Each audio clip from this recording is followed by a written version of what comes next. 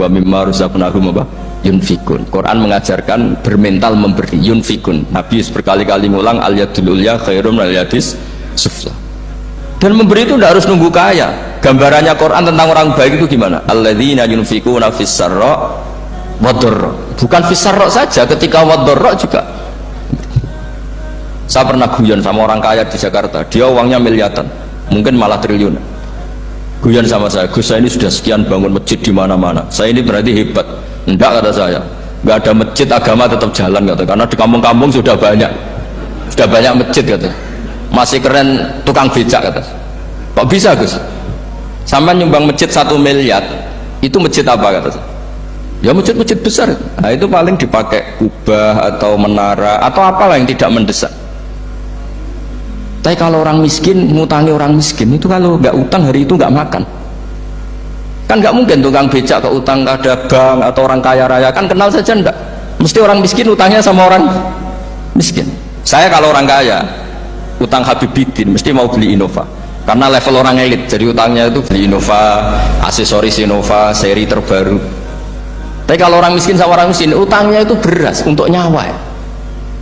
Artinya apa? Kalau saya diutangi Habibidin untuk beli Innova itu ganjarannya itu sekunder. Tapi kalau sesama orang miskin itu ganjarannya primer. Keren mana? Hutang-hutangannya orang miskin sama orang kaya. Satu menyelamatkan nyawa, satu menyelamatkan citra. Dia baru sadar, ternyata orang miskin lebih hebat ketimbang saya, lebih hebat, tapi tidak usah ditiru, kata saya. Cuma dia menjadi tidak sombong sekian miliar yang disumbangkan ke masjid, karena dia menjadi tahu ternyata itu tidak bangga. Nah kecuali masjid-masjid yang kamu nyumbang memang masjid perintis di daerah-daerah yang belum ada masjid. Kalau masjid-masjid besar itu kan kadang kebutuhannya sudah selera, bukan pokok. Nah saya ini cerita ya, jadi supaya orang tahu lah. Zaman Nabi itu orang sudah selesai semua dengan dirinya sendiri.